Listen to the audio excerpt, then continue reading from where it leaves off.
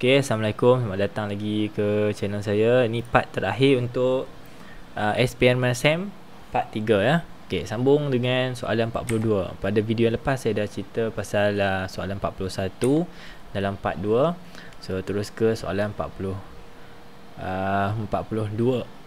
Dalam 42 soalan beritahu diagram 31 is an ideal transformer. Okey, ni adalah keywordnya, ideal transformer. Kejap kita tengok apa itu ideal transformer. Used to charge 9 volt smartphone. So this smartphone is going to be charged with 9 volt voltage. Okey.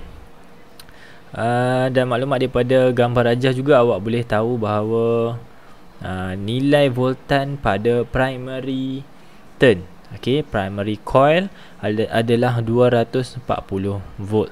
So ini adalah voltan input ataupun primary voltage.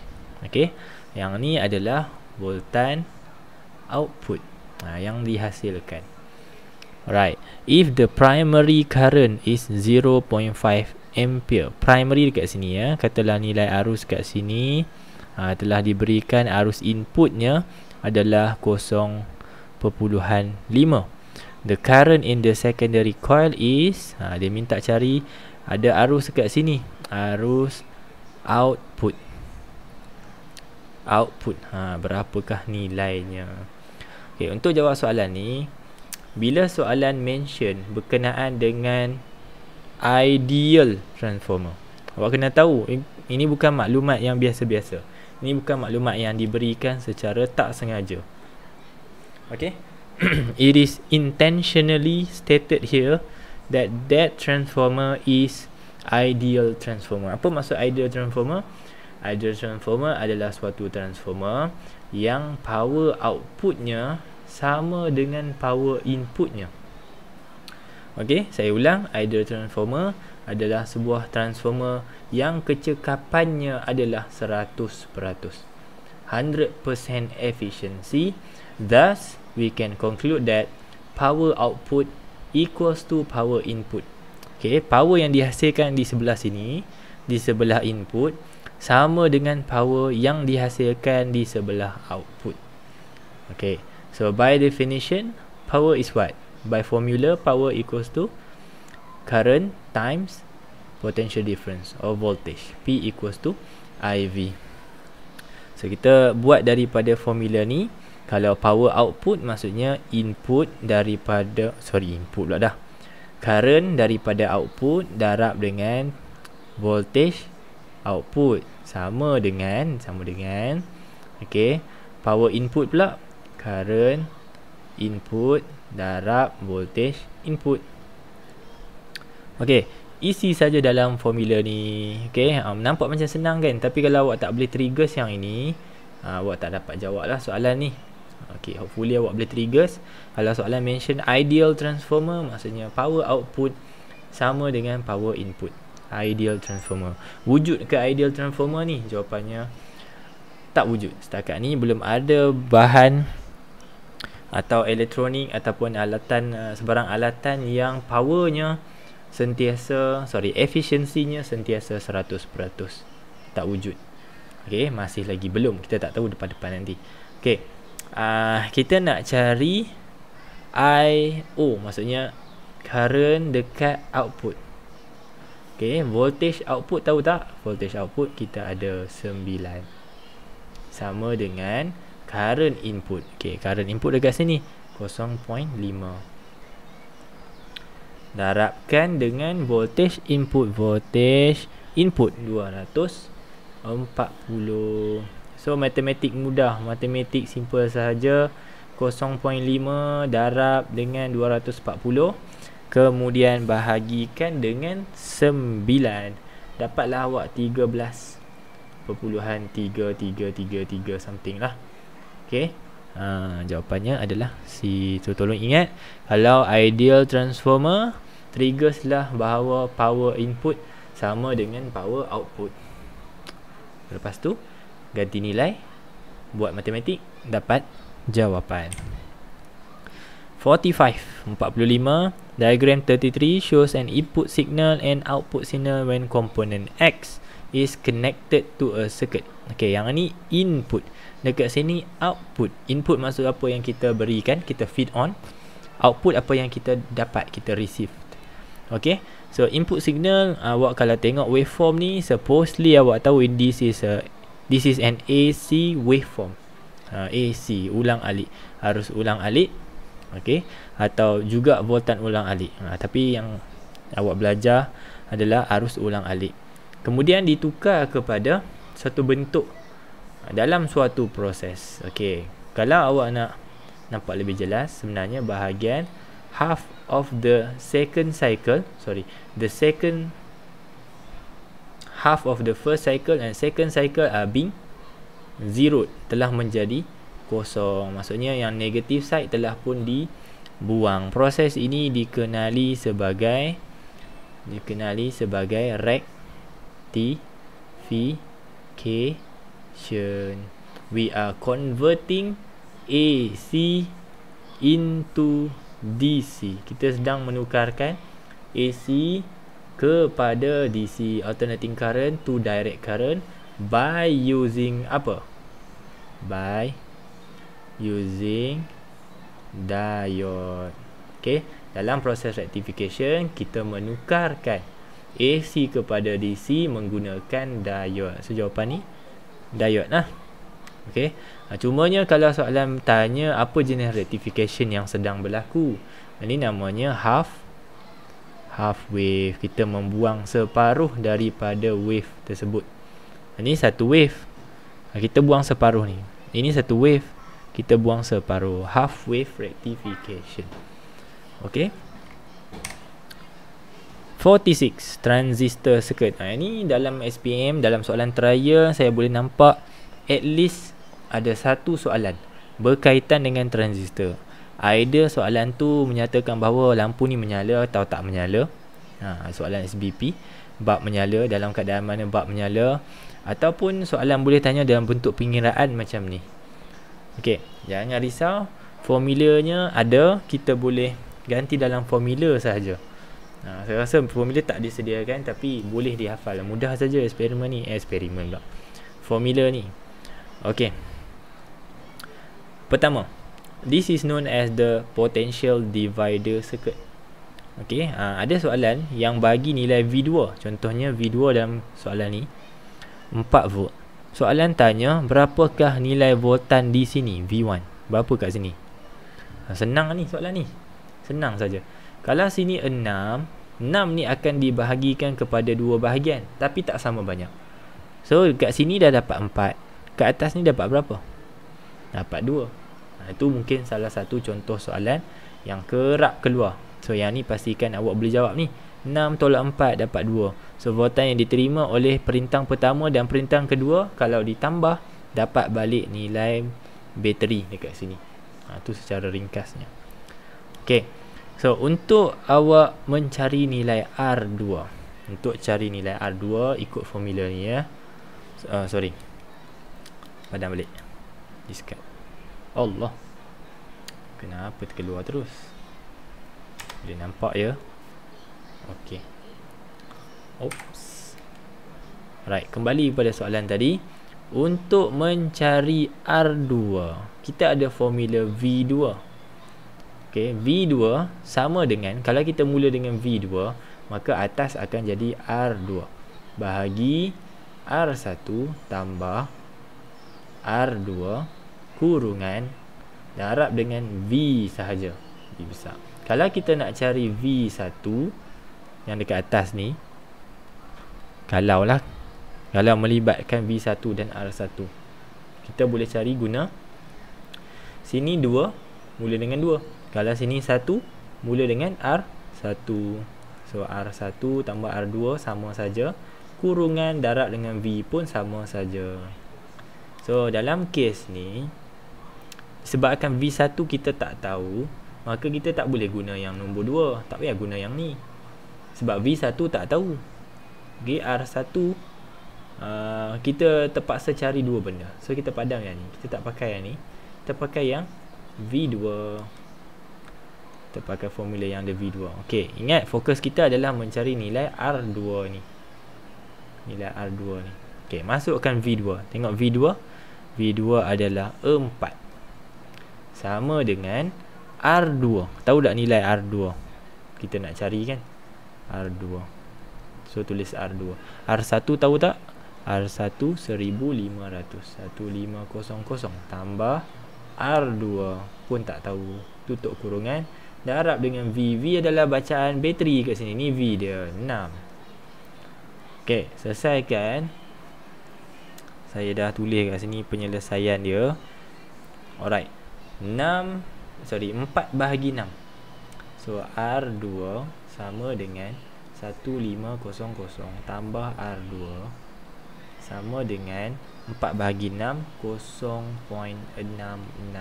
Yang ada kat rumah yang tengah tengok video ni, tekan kalkulator awak akan dapat 0.66666. Okey, selesaikan persamaan ni, bawa naik ke atas ni. 1500 darab 0.666 akan dapat berapa? So akan jadi saya buat kat sini boleh. R2 sama dengan 1000 tambah 0.666 R2. Sini bawa di sini darab 1500 darab 0.666 dapat 1000. Okey, bawa R2 ni saya highlight takut-takut awak tak nampak, pening pula. Tapi kalau awak boleh buat matematik ni, boleh buat ni kan. Ni kan sekali dengan R2 0.66 R2. Sini pun R2. Bawa lah sini pergi ke kiri. So 1 tolak dengan 0.6666. Boleh ya, ni matematik je ni. Dapatlah 0.333 banyak-banyak banyak 3 kat belakang tu. Sama dengan 1000. Maka R2 sama dengan 1000 bahagi 0.33333 dapatlah 3000 ohm. Okey, macam tu. The keyword is, bila awak nak selesaikan soalan pengiraan transistor, inilah dia formula dia. Mana dia saya punya highlighter? Pointer option. Okey, highlighter. Okey, inilah dia punya formula dia. V2. V2 maka kena mula dengan R2. Kalau V1 sama dengan R1. Lepas tu bawah ni semua sama. R1 tambah R2 tutup kurungan darabkan dengan V. Kalau V1 sama dengan R1 bahagi R1 tambah R2 tutup kurungan darab V. Masuk nilai dalam tu, awak akan dapati ada satu saja unknown yang awak boleh cari. Maka boleh selesaikan dan dapat jawapan 3000 So jawapan untuk soalan 46 adalah cicak C. Seterusnya soalan logic gate pun famous juga dalam SPM. Okey, tapi diberi nilai input awak bukan dalam bentuk truth table. Okey, kali ini dalam bentuk input signal. Macam mana nak baca input signal? Yang atas tinggi macam ni menunjukkan bacaan input 1. Yang di bawah ni menunjukkan bacaan kosong. Okey, masukkan satu line demi satu line. Saya masukkan yang ni dulu. Jangan masukkan secara ke kanan, masukkan atas dengan bawah. Okey, ni satu kali masuk input. Okey, so P ini maksud dia P1 Q kosong. Okey, 1 ini gate logik tak. 1 kita takkan dapat kosong. Kosong ni kita bawa tak lalu mana-mana logic gate, bawa aja ke depan kosong. Kemudian jumpa dengan atau masuk ke dalam logic gate AND. Okey, dalam AND kita operasikan darab. Okey, so kosong darab kosong dapat kosong. Maka input signal pertama mestilah kosong. Kosong ada kat bawah. Mana satu kosong? B dengan D. So A salah, C salah. Okey, cek betul-betul sebelum awak salahkan A dengan C tu. Nanti kan awak tersalah cancel out mana yang betul pula.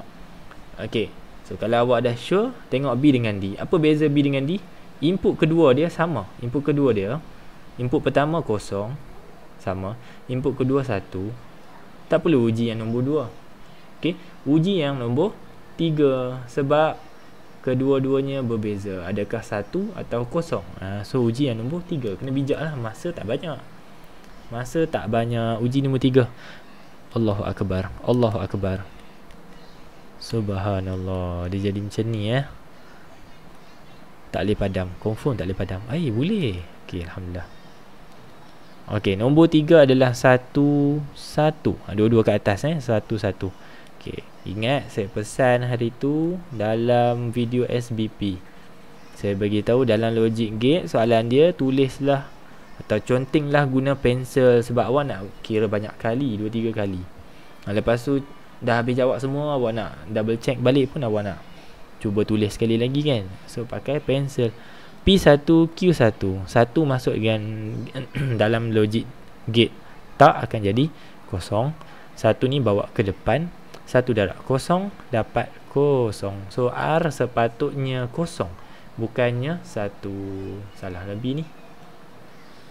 Okay, 47 adalah Dadudi. 48 soalan radioactivity. Radioaktif decay curve of carbon. What is the half-life of carbon 14? Half-life ni apa? Dari segi simbol, ini simbol dia. Apa maksud T half ni? Kalau daripada simbol ni sepatutnya boleh trigger apa itu half-life. Kalau soalan paper tu tanya what is half-life, ada 2 tempat yang awak kena highlight supaya at least awak boleh trigger jawapan awak paper 2. At least ni saya sebut at least. Kalau awak boleh hafal buta-buta tak apa no problem. T here refers to time. Ni untuk trigger saja. T is time. Okay, bermaksud half-life tu apa? Half-life tu bukan aktiviti. Half-life tu adalah time. Masa. Okay, time apa? Tengok pula yang saya highlight warna hijau ni.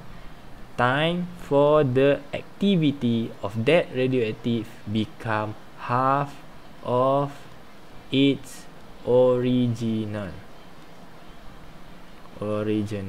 So half-life adalah masa yang diambil untuk aktiviti sebarang bahan radioaktif menjadi separuh daripada bacaan asalnya. So kalau dari 100 berkurang kepada 50 dalam masa 2 minit, bermaksud 2 minit lah half-life dia. Bukan 50 tu half-life dia. 2 minit tu adalah half-life. Sebab half-life adalah masa.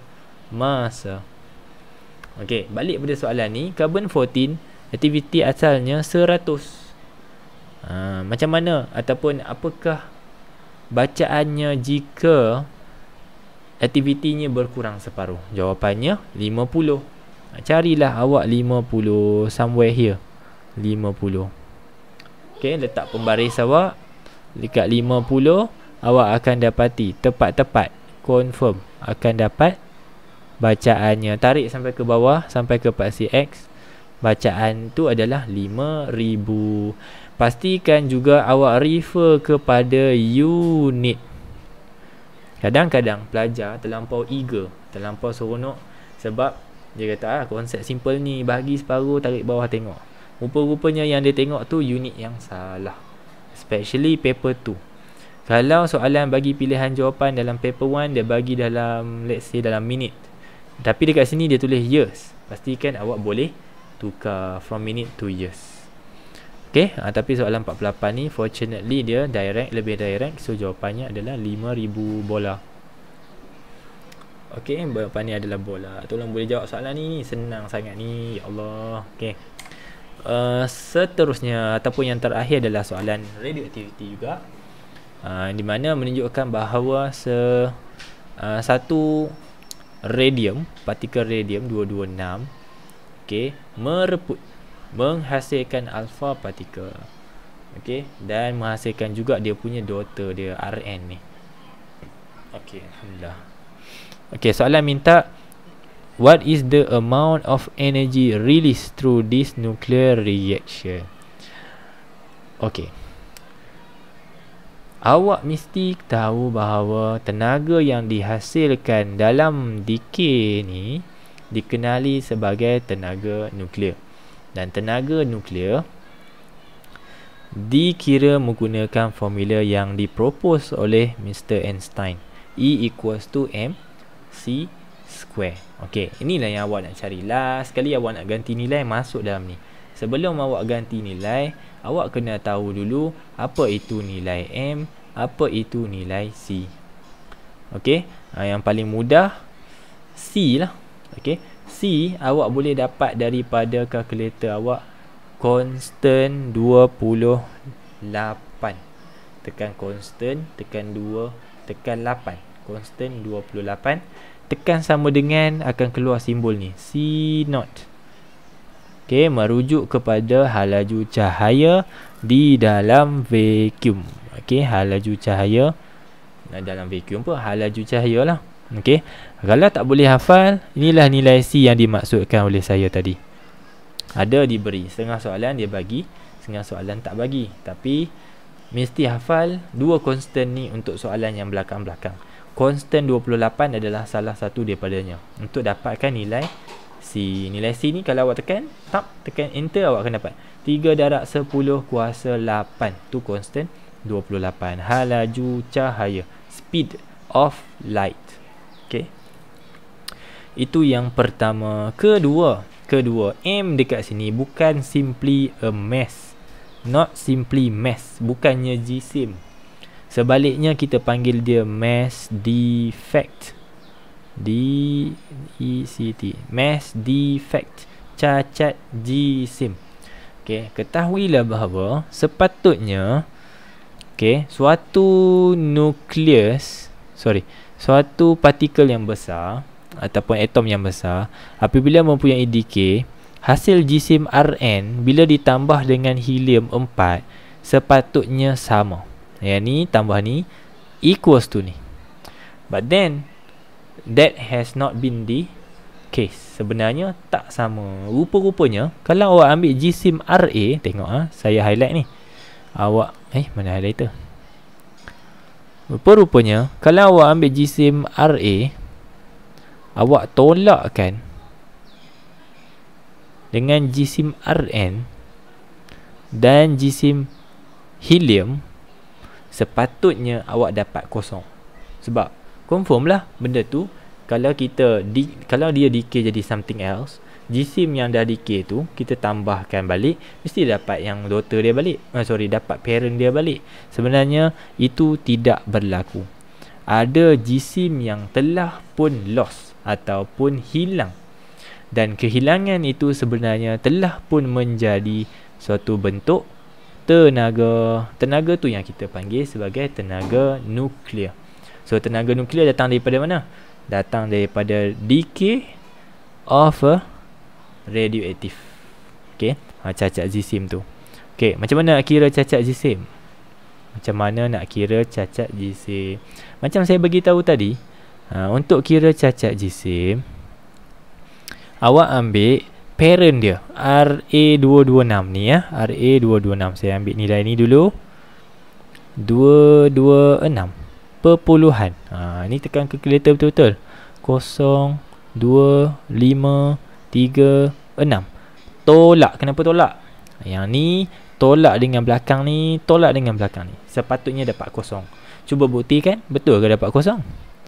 Okey, tolak dengan Rn 222. Saya ambil pula 222.01753.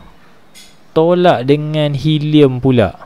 Ni yang ni pula, helium 4.00260. Okey, tolak punya tolak. Cuba awak tekan kalkulator elok-elok. Pause video ni, tekan kalkulator. Ambil nilai semua ni masuk dalam kalkulator, tekan sama dengan. Okey, fast forward, awak akan dapat bukan kosong.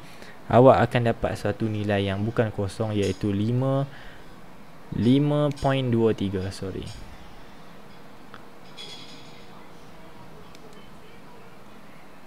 5.23 darab 10 kuasa negatif 3. Okey, dan unit yang awak dapat ni masih lagi dalam unit AMU. A.M.U. Kalau siapa yang tertanya-tanya AMU ni apa? AMU ni adalah unit jisim untuk atom, atomic mass unit. Sebab dia terlampau kecil, so kita kena buat dia satu unit yang khas, dipanggil AMU. Atas tengah soalan dia tulis simbol U sahaja, sama maksud. Okey, nilai AMU, cacat jisim dalam unit AMU, perlu ditukar kepada kilogram. Perlu ditukar kepada kilogram sebelum dimasukkan ke dalam formula E equals to MC square. Wajib, perlu. Kalau tidak awak tak dapat jawapan, confirm tak dapat jawapan. Kena tukar ke unit SI sebelum masuk dalam formula E equals to MC square. So macam nak tukar? Dah dapat jawapan dekat kalkulator awak tu, jangan tekan delete, awak tekan darab. Tekan darab, awak tekan constant. Ini constant yang kedua ya. Tekan constant 17. Constant 17, constant 17. Okey, maka akan keluar satu simbol, iaitu simbol U. Okey, tunjuk kat sini ya. Constant 17. Okey, keluar simbol U macam ni. Tak tahu awak nampak ke tak? Tekan sama dengan, kalau awak ambil U saja, awak akan dapat 1.66 times 10 to the power of negative 27, which is this value. This value ni 1 AMU sama dengan 1.66 darab 10 kuasa negatif 27. Okey, lepas tu darabkan dia. Ni bacaan ni darabkan dia. Dapatlah awak unit mass defect dalam kilogram berapa? Awak akan dapat 8.68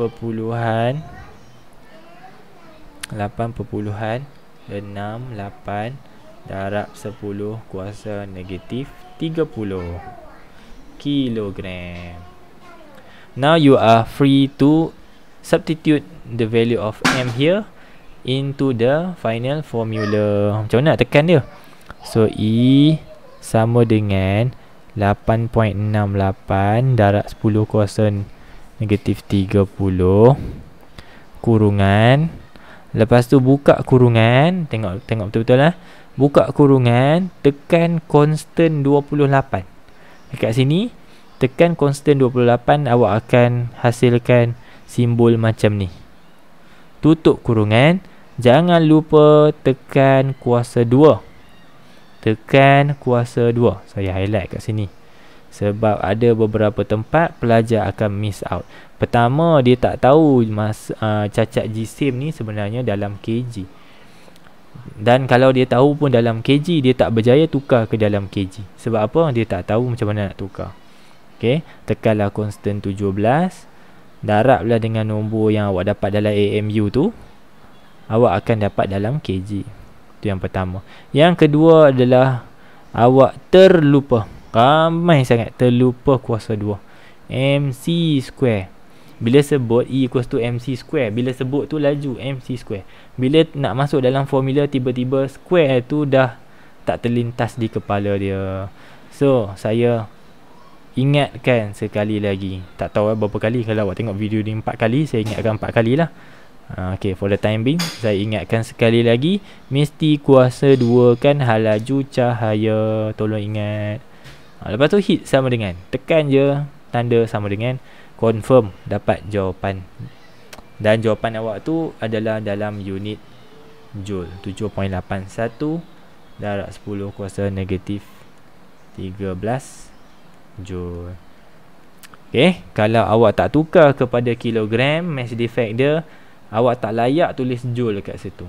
Okay, awak tak layak tulis joule pada jawapan akhirnya. Tolong mahirkan soalan ni, tengok banyak kali, tengok pattern, tengok dalam past years ada banyak, dalam past years ada banyak, dalam soalan SBP yang lepas-lepas, dalam soalan MRS yang lepas-lepas pun banyak soalan macam ni. Inilah pattern dia. Hopefully kalau keluar macam ni, alhamdulillah. Kalau keluar lain sikit pada ni, tak adalah awak tak tahu langsung. Okay, tak adalah awak terkapai-kapai tengok soalan tu tak ada idea. Okay, saya doakan, rasa ini mungkin video last. Kalau saya sempat ataupun ada contoh-contoh lain, saya akan videokan. Kalau tak, this will be the last past year yang saya bincangkan. Saya harap selama mana yang saya kongsikan atau sebanyak mana video yang saya kongsikan dalam channel saya ni dapat awak gunakan untuk awak pemudahkan urusan awak menjawab fizik. Sorry kalau ada mana-mana error yang saya bincangkan. Kalau ada sebarang kontradik dengan apa yang dibincangkan di sekolah, ingat ini adalah saluran alternatif. So for those who are watching now, this is an alternative channel, an alternative method for you to understand few things. But first thing first, awak kena tahu bahawa yang diajar di kelas tu adalah yang lebih afdal. Yang cikgu awak ajar dekat kelas tu, yang tu yang nombor satu pegangan awak.